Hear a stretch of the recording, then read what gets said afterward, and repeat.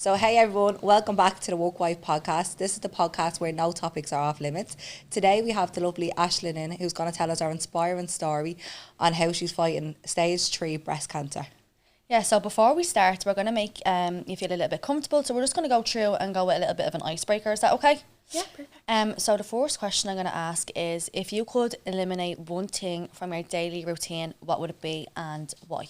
Oh, washing. I hate washing. My husband thinks that it, like, you know, you throw it on the bedroom floor and then it ends up ironed back in the wardrobe. So, yeah, hate all of that. That's Mine is, I have a spare bedroom, so like everything literally gets just thrown on the bed into my spare bedroom. I always say, like, if I had another child, I'd have to get an attic done because I would never get rid of my spare bedroom, I swear to God. Yeah, whatever you gonna. Yeah. So if every job made the same amount of money, what job would you absolutely love to do and why?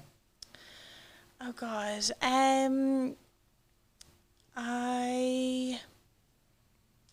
I just like to be at home with my kids, I guess. Yeah. Like if money wasn't a factor, that's what you'd love to do, enjoy doing. Yeah. I'd actually love to do that. In all fairness, my mum always says that she just wanted to have kids when we were kids, so I'd say my mum would say the same thing too. Yeah, they're at good ages. You know, like it's fun now. Like, I mean, there You're would have enjoying been them, phases where I wouldn't have wanted to be, but yeah, no, they're good fun now. So you're not trying to escape them anymore. Yeah, no, definitely not. So you have their little personalities and all, don't they? Yeah. Yeah. So, sorry, if you had 25 hours in a day, what would you do with your extra day? Oh, extra hour, sorry. extra hour. I suppose spend more time with my husband. Like, the day is so busy. Then the kids go to bed, and then it's dinner, and we're wrecked then, and we end up going to bed as well. So, yeah, it'd be nice to have a bit more time in the evening, Yeah. So we're going to get a little bit dug in about you and your journey. So can you share a little bit about your journey and how it is from when you got diagnosed to where you're at now? Yeah, so last October, it was the 7th of October, we were going to a wedding and I'd got a spray tan, and you know, when you have a really good shower, you're like washing all the tan off. I felt a lump and I got out of the shower and I just mentioned it to my husband, but then, you know, it was rushing trying to get out the door and go. So about a week or two went by and he kept saying to me, have you gone to the doctor and said that, you know, gone and spoke to them about the lump? And I was like, no, I will. And I kept putting it off. So it was definitely early November before I went. I just had twins. They were one that May. So I just thought, like, after having my babies, your body changes. So, you know, would you regularly check, or was it just that I never checked. It was just because I'd had the tan on and I was trying to have a good scrub. Yeah. I just felt it. You just noticed it, like, when you were in the shower? And you know what, it wasn't a lump like everyone says a lump. It was more like a shelf. Like, it was a piece of hard skin that I'd never noticed before, and I'd just noticed it that day. And it's annoying because when you look at the guidelines for breast cancer, it's not actually something that's on them. But yeah, so it was just more like a piece of hard skin. Do you mean like a skin tag? I know what she means. Though it was like, it was grizzle. literally like a shelf. Like, it was just like a little bit grizzle. A hard kind of line because under my when I do see like that, the advertisements, you do just see a lump, so that's what you'd be looking out for. And apparently puckering is a big one as well, like kind of ripples in your skin that people don't realise, but that is a symptom as well. Okay. But where was I? Sorry. So I think you had said that it was November then by the time you actually So I'd gone to see the doctor and she'd done checks. They actually have a checklist the GP does when you find a lump.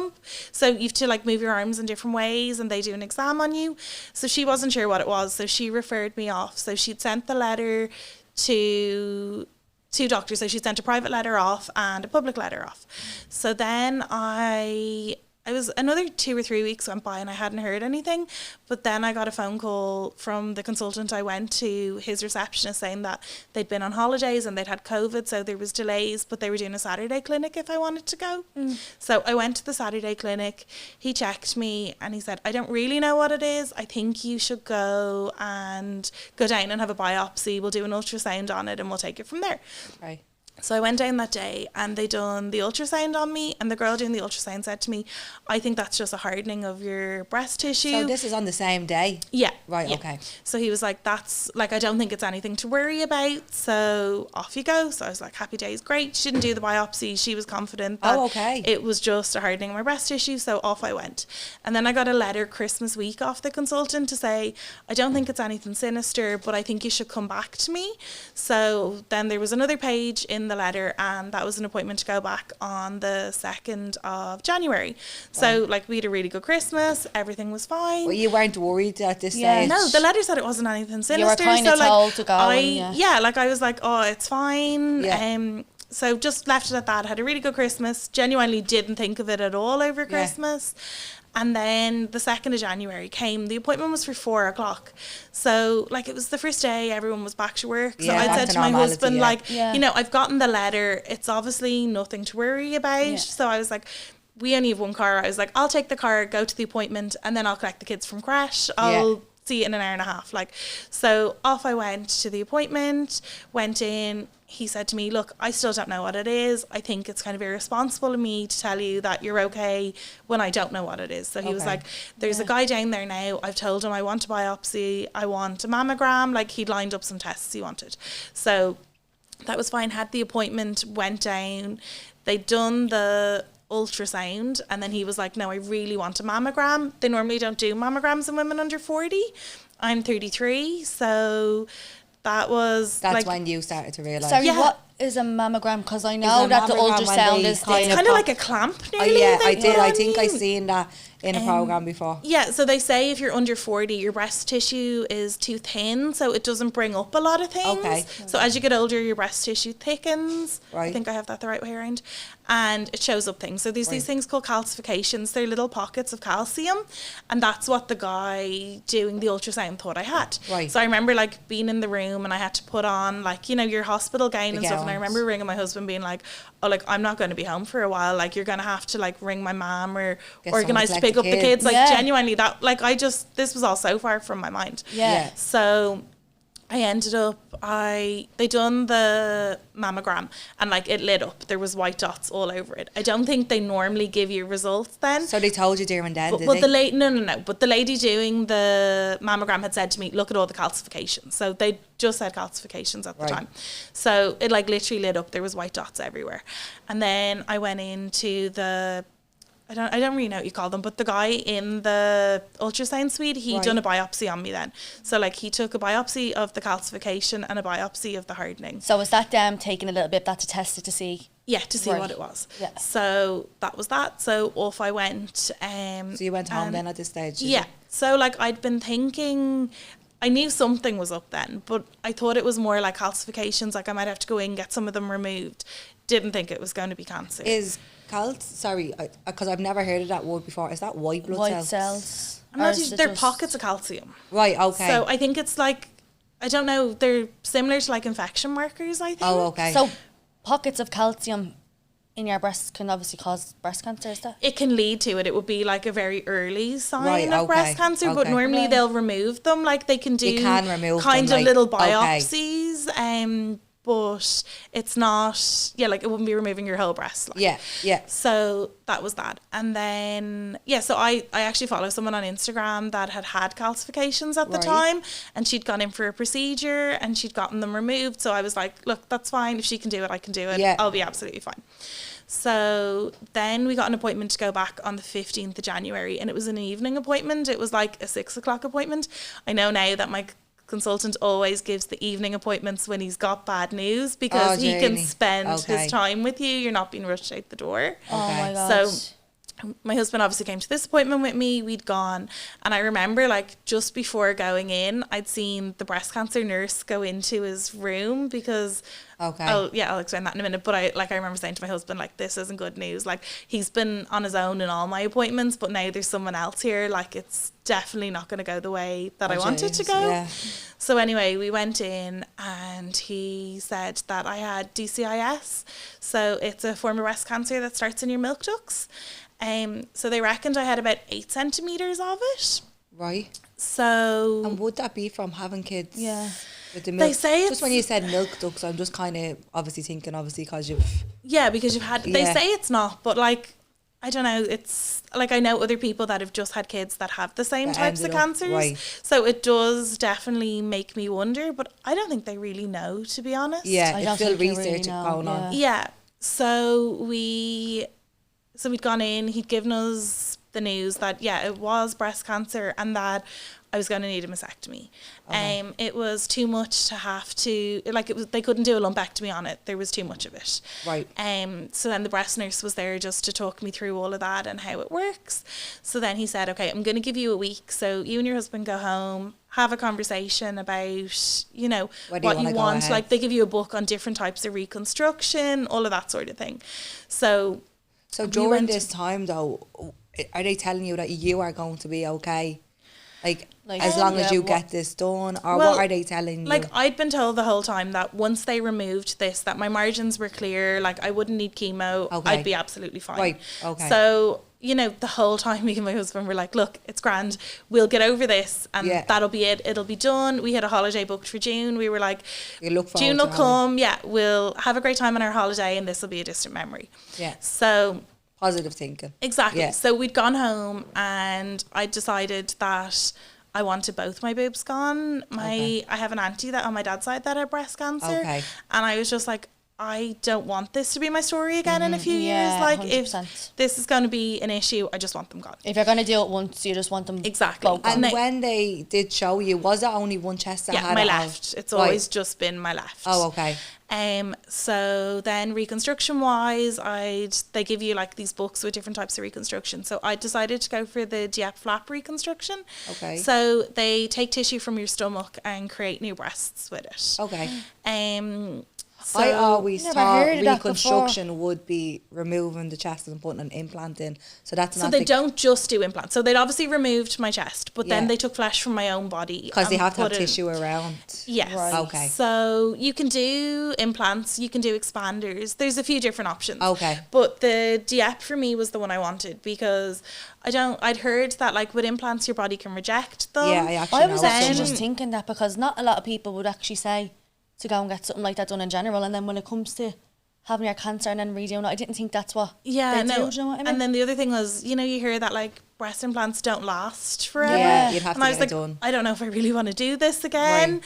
So with it being my own flesh, it was like a one-time thing. It was a bar thing. Now there's a high risk. It doesn't like it. I'll tell you about the surgery as it goes on, but there's a high risk that like they basically have to knit all your blood vessels together. Okay. So if they don't take, the surgery is a failure, and there's nothing they can do to make it. So that was the Oh my best option God. for you. Yeah, so that's what I decided I wanted. So we went back to him and said that I'd wanted the double and I wanted the reconstruction. I wanted it all done in one. Yeah. I just wanted to get it over with and which just is move on with my understandable, life. I have 3 young kids. My older boy's 4 and my twins are 2. So like, Oh, God. I just, you know, I knew I'd be out of action for a while. I was like, Yeah. I want to do it one time. I don't want to be like out of action for 6 weeks now and then in a couple of weeks again. So yeah, so that's what I wanted. I'd been attending a doctor in the Hermitage. I really wanted my surgery in the Hermitage. We live close by. It's just easy, but they wouldn't do my surgery in the Hermitage because it's a big surgery. I was in surgery from 7 o'clock in the morning till 5:30. Okay. So they just said that like their A&E and their intensive care, if there was any complications, just wouldn't be able to manage. So I'd gone to the consultant anyway, told him exactly what I wanted. He sat on this round table with other breast doctors once a week. So he had to go and present my case to them. It's like to protect me from like a doctor doing the wrong thing, but it's also to protect him from doing a surgery and then me saying to him, well, you shouldn't have done that. Yeah. So he presented my case and said, look, I do think a double is the right decision, because sometimes they can just say to you, no, we won't do that. Okay. But anyway, they came back and said they were happy for the double. They thought it was the right decision. So then my surgery was booked for the 1st of March. So and where did you end up having? In Beaumont. In Beaumont. So I'd gone, my consultant had recommended a plastic surgeon, and he'd said that he thought he was the best in the country. Right. And he actually, like, he's been amazing. His work is really, really good. That's but good. so I'd gone to meet him, and he'd gone through everything with me, so I was really happy with that. So the 1st of March, they could both do me. It's a long surgery because it's 2 consultants. So like Mike, my breast doctor, would have removed everything, but then Jamie has to come in and do the rest. redo everything. So And would this surgery like 100% get rid of everything there? Do they tell you that? they don't tell you beforehand. Okay. So Okay.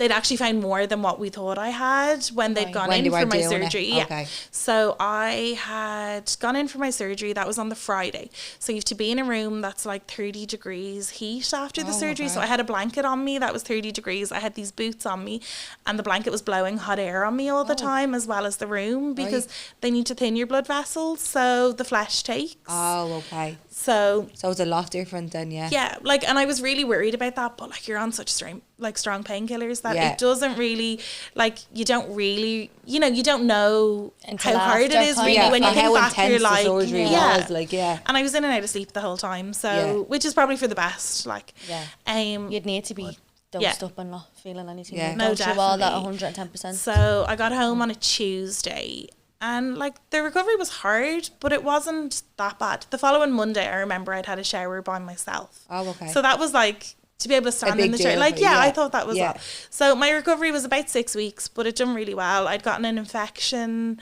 in my left breast. My left breast was always my problem, but that was fine. Got on with that. Then my pathology results took about 2 weeks after the surgery. Okay, sorry. So what is that? I actually So don't know. basically, like, this is the way the consultant explained it to me. They do my surgery, all my flesh basically goes in a bucket. Okay. And the bucket goes to a lab in England. Okay. And then they send back a report with the findings. Okay. So we originally had thought I had 8 centimetres of DCIS. I had 12, and then I had God. 2 tumours that we didn't realise You they didn't were know behind it. No. Oh my gosh. So my tumours were estrogen positive, and so that's like basically kind of a hormonal type of cancer. Yeah. And they were HER2 positive. So that's like a protein that was in my cancer. Okay. So I'd gone back to my breast doctor. He'd given me all these results, but because the tumours were HER2 positive, that meant I had to go and see an oncologist. Okay. Again, didn't think I had chemo, but just thought we'd go for a chat, and he'd say, like, you might need to do some hormone therapy or something like that going forward.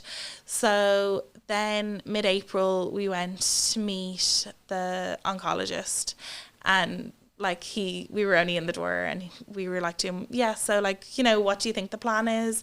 And he said chemo, and that was definitely the breaking point. Like, and it was probably the first time that I seen my husband like I think when you hear chemo, you do think cancer. yeah, and I definitely think that was his breaking point. He'd been really strong for me the whole way. Yeah. So That's that probably day what made it was feel really so hard. surreal, yeah. And was that the hardest point for you then? Yeah, definitely. So is the protein, is that spreadable? Is that why then they had to go? Yeah. Right, It's okay. because your body produces it, so it could go anywhere. It in could your have been body. anywhere then. Yeah. Okay. So No, the estrogen, I was just saying, because that's a word that I hear about us all the time with women. We Women have a lot of that in produce our estrogen. bodies. so we isn't it? produce, but they reckon that like I produce too much estrogen. So I'm still on treatment for those ones. I'll explain that after. So people that have too much estrogen in their body, naturally, this is something that could happen to them. yeah. So is there a certain way of like finding that out, or is it just... I don't think Yeah, so. there's Like, not there's that much nothing you can research. do No. to like break your estrogen down. I mean, there's like vitamins and stuff you can take, but there's nothing if you went to your GP that they would actually prescribe And it's actually you. mad, this is totally off topic, but I actually was taking a pill that had estrogen in it. I remember I lost my sight. I got really bad headaches. I lost my sight. I went to the doctors and all, and they didn't know what was wrong with me. And I said, is there any chance I could change my pill? And they changed me to a mini pill that had no estrogen in it. So my body was too much estrogen that it was producing causing too me. much. I couldn't see twice. I couldn't see. I had to get a client. I was in the middle of doing eyebrows. And a Did it client just had to, come on? Like, just came on me out of that's really nowhere. scary. And for 4 severe weeks, I had to be in a dark room. I couldn't see. Like, I had proper migraines, and obviously I was losing my sight. They were that bad. But it was because I had too much estrogen. So it is mad how, I know obviously yours is a severe case. but I'm on a tablet now that shuts down my estrogen levels, and it's Right. funny because I'm having like quite the same symptoms. Right, Yeah. okay. But it is, like, it's just crazy to think too much of, a little bit of too much of something can cause your body, obviously. Yeah, and it's Okay. something that your body produces naturally Yeah, on and its own especially as as women. well. So you don't need to kind of be putting more in, that type of a way? You shouldn't really be. And then some people don't have enough estrogen and need So they more need estrogen. it, I know. Yes. Everyone is just different, aren't they? Sorry, so we obviously cut across you yeah. there. So obviously then you got told you had to do chemo. Yeah, so he'd kind of given me the prescription. They don't give you a prescription, but he told me what kind of chemo he was going to prescribe, what the course was. So it was 12 weeks of a chemo called piclitaxel, so it's known as Okay. Taxol. And then I needed Herceptin. So Herceptin is It's a medication you get through a drip. Okay. You get it. I get it once every 3 weeks, and I'll get it for the next year because that kills the HER2 protein cells in my body. And that's in the hospital you go to Exactly. get this So done. every 3 weeks I go in So for that. when you say protein cells, do you know what they are like? It's just the HER2. That's what they found in my tumour. Right. So then I go on tamoxifen, which is an estrogen blocker. So it'll Okay. put me into menopause for the next 5 to 10 years. They'll see how I tolerate it before they kind of tell me how long they're going to leave me Well, on you won't it. lose any of your... Will you lose your womb or... That's a surgery I need next year, but Right. I'm not... You're not going to think about that now? Yeah, and that's do you know what? how hard. I've had my kids. I'm okay Yeah, with that, you're but okay it's if it does just... come to it. Yeah, I'm just going to... I just need to get over this year and then I'll Yeah, kind of focus yeah. on that. But, so I finished my chemos in July. I ended up getting pneumonia, so I only done 11 of the 12 sessions. Right. But apparently it's quite normal. People generally don't Get to finish the finish? whole prescription because it's, it's toxic. It's Yeah. quite Yeah. strong. Yeah. So I finished that in July and I'm getting my Herceptin every 3 weeks now. Right. I started the tamoxifen, the hormone blocker, about 3 weeks ago, but I had an issue. I had a small clot, so I came off that now and I've just started a new tablet this week. So Jesus, it just feels like you've been through the mill. So I don't know that's- how yeah. you've gone through it. do you know what? It's like when you're in it, it's different because you're constantly focusing on On the the next go. thing and you want to get through it. And then you're But- a mother as well. It probably just doesn't feel real because you don't get a chance to sit down and actually. Think about it. I know, You're and in just ways doing I it to worry kinda that I over. haven't really processed it Yes. yet. Yeah. It's only kind of when you think back, I'm like, it's been a lot. Like even Yeah. probably prepping for these questions, you're probably stopping Yeah. and actually thinking, and you're like, "Oh my god, I've actually gone through so much. I much, can't like- believe it." Yeah, Well, no, fair play. You're so brave. I know. It's different with my kids being young as well. Like you just Yeah. have to keep going. You have to keep going for Yeah. them because they're looking Yeah. at you as well, definitely. And obviously, like we're having young kids, how has living with stage 3 cancer affected your daily life? It's I mean, it's hard. Like, I mean, a day doesn't Yeah. go by where I don't have a Think. nap anymore. So with the boys being, the twins still nap. So like I would nap with them 12 to 2 every day. Right. Okay. My energy levels aren't there yet. And I did ask my consultant that a while ago and he was saying like it can be 6 months to a year before that comes back. Well, you're probably emotionally drained as Yeah. well. No, completely. And it's funny, like I'd have really good girlfriends and like I'd meet them sometimes and not in a mean way, but like they'd be talking about things and I'd be like, I And you're just like, have they're not no problems. interest. Yeah, Yeah. you're like, Yeah, I just Yeah. like I find it hard to even like be involved in the conversation, but like I want to be. Yeah. But my mind is just Elsewhere. not there. Yeah. And how has like it affected like your family, your husband, like everyone else around you? Yeah, it's been hard for my husband. It's been really hard for my mom. Like my mom's Yeah. 60, like, and as she says to me all the time, it's women her age that should be going through this, not women my age. Your mum is No, still I quite know. young Yeah, as well. yeah. Like, Our My son- mom's very soft, so Yeah. it would it's It hard. really gets where you no, definitely. And then for my dad as well, I suppose, because it comes from, my genes come from his side of the family as So well. he probably feels a so little bit of he would responsibility. feel, God bless them. no. It's obviously nothing got to do with them. God bless them. And do your kids, are they aware that?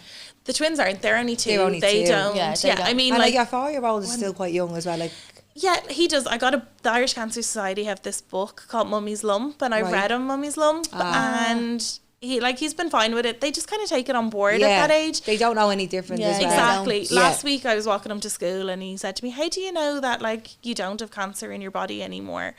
And then I was like, oh, like trying to explain to him that like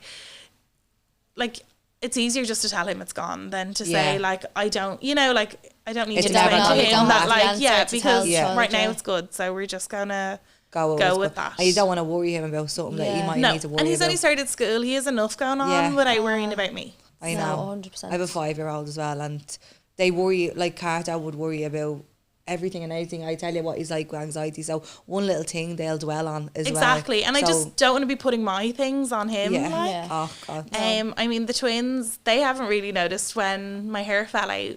I suppose my husband, like, it was falling out in lumps, and it's really hard Right. having a shower every day, and like you're constantly looking at like I clumps think of as your a woman hair. as well. Yeah, you and do I feel always like- would have loved my hair. hair. Like I always wore hair extensions. I always would have looked after my after. hair. That was definitely like a confidence thing. And I remember like taking them out of the cot the morning after my hair was gone, and just the look on one of their faces.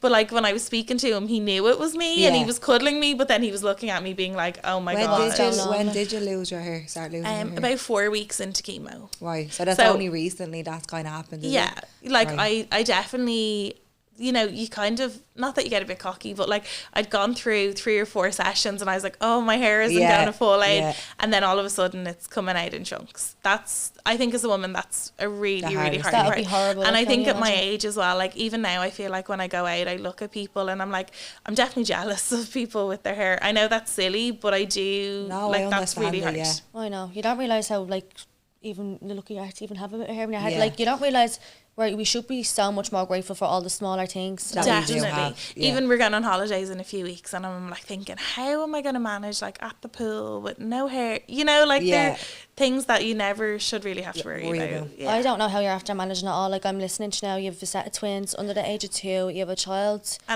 have a lot of help. For- My mum and my mother-in-law are great. I know, but I've you're like, you're been super for lucky. literally doing it all still. Like, do you know You what I don't really mean? have a choice though. You I just have to know. keep I know, yeah. going. And what advice would you give to someone in a similar situation from yourself? Definitely, like it's a process, Right. and you're gonna feel all the emotions. It's okay to be angry. I would definitely say like reach out to charities like Breast Cancer Ireland, because it's really nice to make friends with people going through the same thing. Because I definitely feel like there's certain things I can say to girls going through the same things that I don't want to say to my husband or I don't want to say to my mum, because They don't it's hard for them understand, too, and I don't want to upset them, but there's other people I can be more real with. Yeah, like, and you're probably trying to consider their feelings. They're kind of consider Yeah. your feelings, and You know, like a reoccurrence would be a really big issue. That's definitely something is always at the back of my head and something I do worry about. But like if I said that to my husband, he'd be like, that's not going to happen. Like we can't think like that. Yeah. And I do understand that, and that's his coping mechanism, Yeah. but it is still something I worry it's about. always going to be. And come here, he probably is thinking like that as well, but he just doesn't want to put that on you. Of course, and we've shed enough tears that we don't need Yeah. to be having unnecessary tears like that. But there is girls going through the same thing that you can be real like that because they're feeling the same way too. So that what charity? Breast Cancer Ireland. Breast Cancer Yeah, Ireland. so they'd have ambassadors that would be, you know, they'd have like lots of ambassadors, different ages. I'm sure you know Shauna Comiskey. Yeah, I think actually she do. was I've seen the her. one my age that they put me in touch with at the time. Does she have blonde hair? Yeah, she was only on the I Malloy only Twins seen her. podcast Yeah, that's yesterday, what I yeah. seen. Yeah, well, she's an ambassador, and I like she'd be in and around 30 as well. So It's good to talk to someone same age going through the same thing. exactly, and then I've done some events for Breast Cancer Ireland. So then I've met other women. Yeah, Like it's actually frightening the amount of women that gone that through. are this age that are going through. Well, I actually only seen that run was only on last week, was Yeah, it? The that pink we one? done that. That was And a I really couldn't nice believe day. the amount of people that had been gone through. And do you know what? That I wasn't aware. Yeah. Like, you don't realise people are going through this as well behind closed doors and what people are going through. That's definitely something, like, we live in the area we grew up in, and it was easy when I still had my hair to hide it. Yes. But then as we got older, we'd go to the playground, or not as we got older, as the weeks went on, we'd go to the playground with the kids, Yeah. and I'd have this thing on my head, and my husband would be quite private, but we Yeah. couldn't, it wasn't a secret anymore. You can't hide it then after that. And that's hard as well, because then Yeah, it kind because of then it becomes becomes everybody's everything. business, yeah. And everyone you meet's asking you about it, and like you get fed up talking about Do it people too. ask you? Yeah, yeah. You do? Yeah. Yeah. Sorry. Yeah, no, sorry. So obviously, how can friends and family then support you when you're going through what you're going through?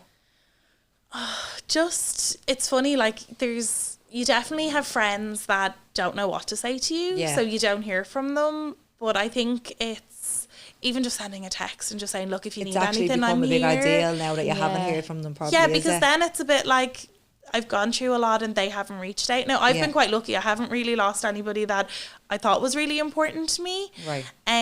But just reach out, just offer help. Like, I've had friends that have dropped dinners over, or, you know, even just text my husband and just say, And you "Look, mightn't even eat the is dinner, there-" but it's the thought that counts. Exactly. Like, It's yeah, just, 100%. yeah, it's just that they were thinking about you and they went to that effort Yeah. for you. Like, and that's really nice. No, 100%. Is there anything that you feel that people shouldn't say to someone with cancer?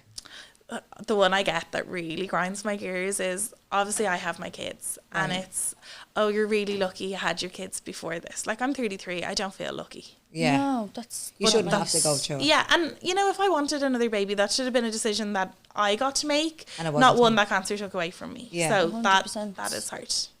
And sorry, is that now being taken away from you? No, we decided when yet. we had the twins that Right, we were okay. done, but just in general, it's just that Yeah, you're it's so still, lucky. you were saying next year that mightn't be. Exactly, Yeah. that, yeah.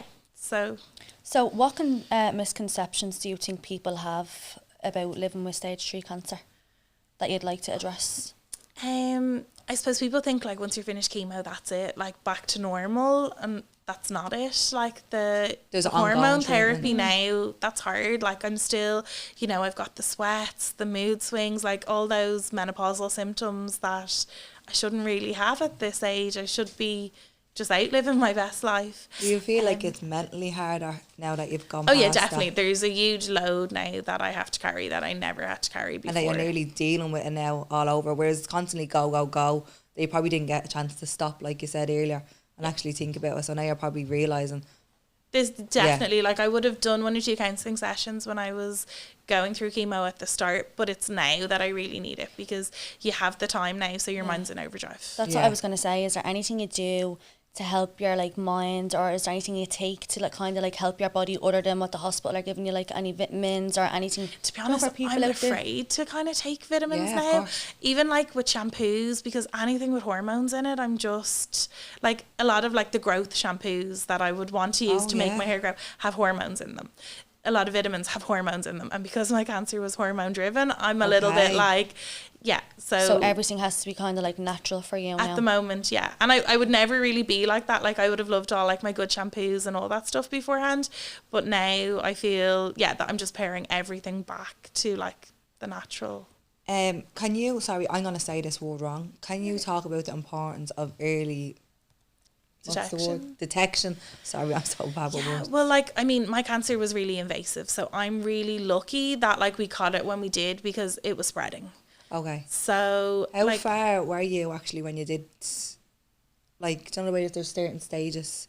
So it when had you, still been in my breast. It hadn't moved out Okay. yet, but it was moving. They could see that it was moving. so you did catch it quite early, quite did early. you? Yeah, Right. definitely. So did they do any tests like on you and Yeah, any so other I- parts of your body to make sure that like it literally has not spread at all? I'd gotten a lymph node removed, and then before your chemo they do like a full body scan, Okay. and then after my chemo I got another one.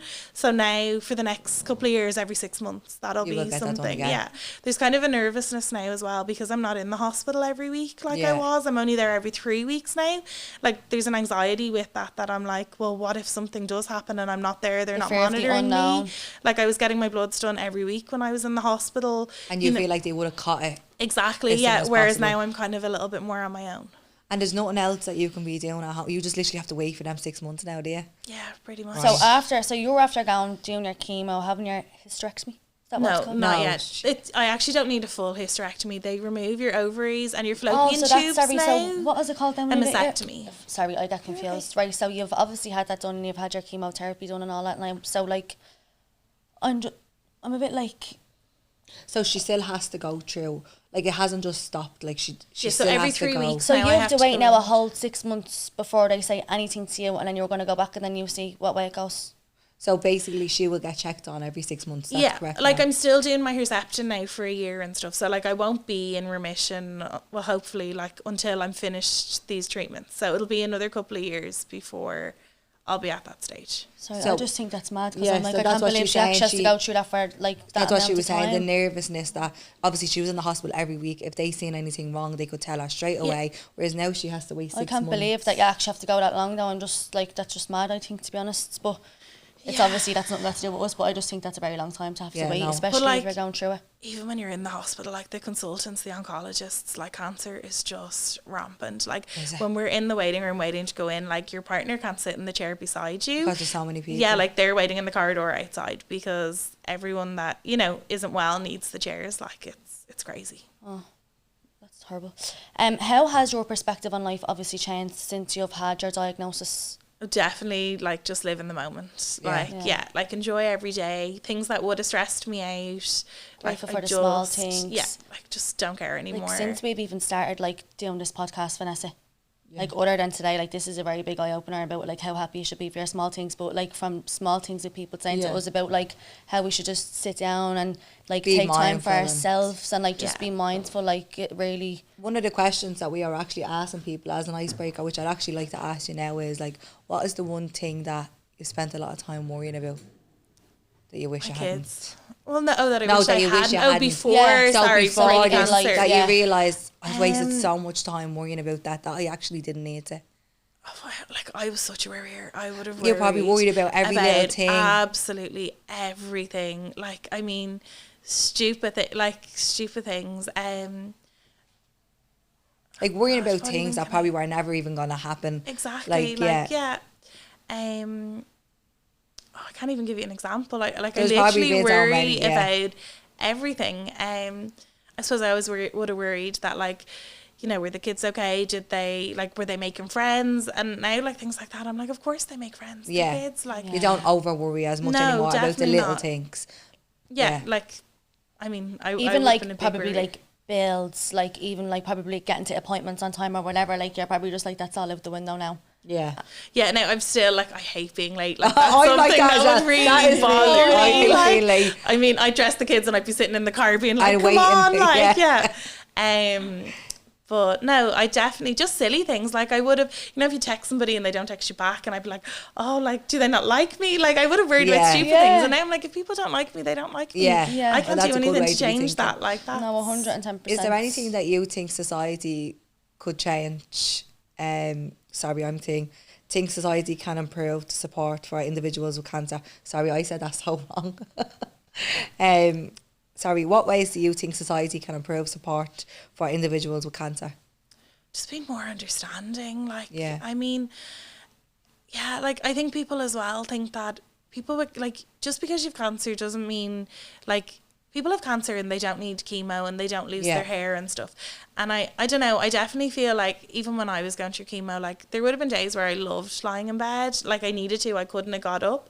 But because I would have had to get up or I had to drop my kids to crash or I had to do something, people would see you and be like, oh, she's actually grand, like she's moving around, she's fine. Really, I've had and no that's choice. not the case. Like life's hard and when Yeah. you're on chemo, it's absolutely shit. Yeah. But like it's just not all about me. So like you just have to go up. But I would have got that like a lot. Like, oh, you're young, you're healthy, like you'll be grand. But just because you're young, you probably did, like one day you're sick, you might feel okay. The next day you Oh, could there'd be wake days up, you that it could would be have literally killed in me, bits. but that was the routine, and you know my kids were used to me dropping them, so I wanted to keep that. So I'd get up and go. Your kids but- were probably the reason that you kept getting up and Yeah, going of as well. course. Yeah. Like I mean, that's not to say as soon as I dropped them off, I was going home and getting back into bed, Yeah. or I was really sick. Like you were were there still for them being when they mom. needed you. Yeah, Yeah, of course. 100%. But I definitely just think people need to be more understanding. Yeah. I think people are so busy and so focused on their own lives that they kind of forget that other people are going through things. Yeah. Yeah, no. People never know what other people are going through. Like, they Yeah, really don't. 100%. And like that as well, they're probably afraid that, like you were saying about certain friends, they don't know what to say, and then they don't say anything at all, and then before you know it, you don't have that relationship anymore. Yeah. Even Whereas just sending you're someone still a- you. Exactly. Even just sending someone a message. Like I actually met a guy I know recently and he's friends with another girl I know going through something similar, and he was like to me, I really wanted to reach out to her but I didn't know what to say to her, and I was like, even just send her a message and just say, you know, I'm thinking of you, and that's Yeah. all you have to say. Like, and That's the start. Yeah. Yeah. She's just going to text back being normal, and then they're just going to have a normal. Like, nothing has changed. You have not changed. I know, obviously, things have changed. You have cancer, but you are still you. Yeah, you're You still know, the same and you're person. still But, their like, friend. And you She don't could- want this to define your life either. Exactly. Like, so it's nice to like meet your friend or even just text your friend and talk about crap. All like, it Yeah, that's takes is crap. one nice small text too, message yeah. to make your friend's day, But especially that's if it they're as going well. through Like, you something, don't do you know have what to I talk mean? about having cancer. You could Yeah. literally talk about, did you see The Voice on Saturday night? Yeah. The one was brilliant, and take your mind off straight And away. you find that even when you go in for chemo, like there might be older women sitting there and you talk about everything else except for what you're Yeah. going through. But that's really lovely as well, because then as soon as your family pick you up, they're like, how did you get on? And how did And this you're back to go? And talking. like, yeah, and there you are again. Yeah. So that's your little space, like to kind of like be free and talk about what you want and not have to think or worry because you're with your people that are going through the same Yeah, thing. and it's funny, like, you know, the people that want to talk and the people that don't want to talk Yeah, when you you'll go know. in, and that's like everyone's very accepting of everybody. It's and probably that's comforting really though nice. to hear other people's stories and no, you're not only going It through is, that. but you then know? you hear people that have had it 2 and 3 times, and you're like, So then like, you're in a worry is this going situation. to be my life? Like, Yeah. yeah. Yeah, true. Is there anything that you'd like to share that we haven't went through, Um, just in relation to what you've went through in your story? Well, like, I feel bad saying this, but if you can afford health insurance, like, it's just so important. Did you have health insurance? Yeah, and Right. I feel so lucky that I did. Even, like, being able to get my reconstruction as soon as I got my surgery. In a public hospital, they don't do that because it's not life-saving surgery. But How yeah, long just- usually would you have to wait then, do you know, if you didn't have health insurance? There's women waiting 2 and 3 years, and I just think to be 33 and to be left like that is really hard. And how quick was your turnaround? It was a couple of months, was it? My reconstruction was done on the same day as my mastectomy. Because you had health insurance? Yeah, because when you go as a private patient, you can, you opt for what you want, and that's what I wanted. And sorry, while we're just here touching about it, so it's obviously you recommend then just keeping a lookout in the shower, is it, to feeling your chest in the shower? So there's new guidelines coming out now Right. on how to check your breasts. It used to be the tips of your fingers. Now they're saying the palm of your hand. Okay. So I'm actually doing some work with Breast Cancer Ireland Right, like next week on just the new demos and how to do that. But And is it every day then you should be checking as well? what they say is kind of have a day, like, the first of every month. Yeah. Yeah. Like, have a day. So, I don't know, you've got kids, pick the day you get your children's allowance. That should be the day every month when you're in the shower that you check. Yeah. And you I do it the odd time, but I do be like real quick, like just doing that because I know, you nearly do be afraid. Afraid, don't you? yeah. But look, like, I mean, I'm still here, and I think that's because I found mine early. So, Yeah. I think you're better to find something than to ignore it, aren't you? Yeah, no, definitely 100%. And are you okay with people reaching out to you and asking of you any course, questions? yeah. Yeah. And if they did want to reach out to you, how would they find you? Would they find you through Instagram? Or Yeah, they could find me through Instagram. what's your name on Instagram? It's just so- Aishling Vokes, Voakes. Perfect. So we'll tag that as well. Thank when you. we are popping it up, just that if anyone did want to reach out or ask you any questions, especially about your charity now that you're saying you're getting Yeah. in touch with. The Yeah. pink, what is the sorry, the pink charity? It's Breast Cancer Ireland. Breast so Cancer the pink Ireland. one. I think we've raised about 10 grand so far. Oh my for them God, that's this year. amazing. They don't just do like everything you see. They do all the research in the labs that create the drugs, like the Herceptin that keep people with breast cancer alive. So they're an amazing charity. So it goes into every single bit of it Yeah. for their breast cancer. That's very good. So that's really all for today then, isn't it? Yeah, is there anything Is there else? Are anything you at okay? all? No, we're good. Yeah. Yeah, Thank perfect. you. So thanks so much for being No, so thank you. brave Yeah, and that's so coming brave. on. We really do appreciate it. And if everyone can obviously go onto the Workway podcast on Instagram and give us a follow, and then We'll be announcing who we have coming up next then Yeah. in the upcoming weeks then. But Yeah. thanks so much. We Yeah, honestly thanks so really much. I thank really you. appreciate that. Was coming on lovely, and I sharing your literally story. loved hearing your story. That was honestly. lovely. Thank you so much. Thank you. You're so brave. Oh my God, that was actually so nerve-wracking. I'm not even no, type of gal.